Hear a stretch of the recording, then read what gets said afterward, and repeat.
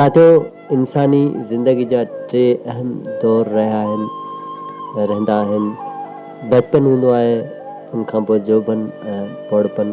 जॾहिं माण्हू नंढिड़ो ॿारु हूंदो आहे त नंढड़े ॿार में ज़िद वधीक हूंदो आहे ऐं उहो मुख़्तलिफ़ क़िस्म जा अंगल आराब कंदो आहे ऐं नंढड़े ॿार जी उहा ख़्वाहिश हूंदी आहे त उहो जल्द वॾो थी वञे, जवान थी वञे।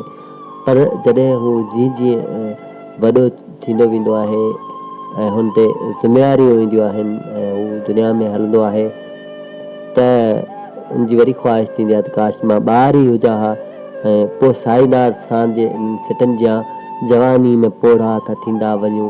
दर्द रोज़ पीरी पियारे वञे, खेसि चइजो त मूंखे निहारे वञे, जीआरे वञे या त मारे वञे। जौबन में ई माण्हू जेको आहे पोइ ते विख मोटंदो आहे ऐं पीरी ॾांहुं सफ़र जेको आहे शुरू थींदो आहे। त इंसान जी ज़िंदगी जा जेके टे अहम तरीन दौर आहिनि त साथियों, ज़िंदगी जो सफ़र जेको आहे ज़िंदगी ख़्वाब हूंदे बि ख़्वाब जीअं गुज़री वेंदी आहे, पर उभरंदड़ सिज जहिड़ी हक़ीक़त बि आहे। ज़िंदगी का कहाणी न आहे जंहिंखे नोटबुक ते लिखे विसारे छॾिजे। ज़िंदगी उभरंदड़ सिज जहिड़ी हक़ीक़त आहे जंहिंजो साम्हूं करणो पवंदो आहे ऐं ज़िंदगी सफ़र में तमामु जेको आहे ज़िंदगी जे सफ़र में माण्हू इंसान ते हज़ार मरहला ईंदा आहिनि।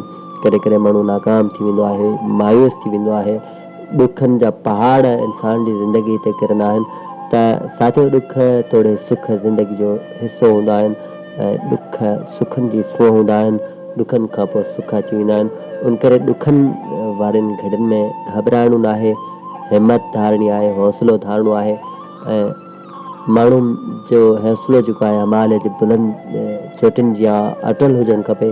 इरादा, जंहिं माण्हू जा इरादा मज़बूत हूंदा आहिनि ऐं मज़बूत राज जा मालिक माण्हू ई कामयाबियूं माणींदा आहिनि ऐं उहे ॾुखनि खां घबराईंदा आहिनि, हालतुनि खे हाराए पंहिंजे मंज़िल ऐं मक़सद तरफ़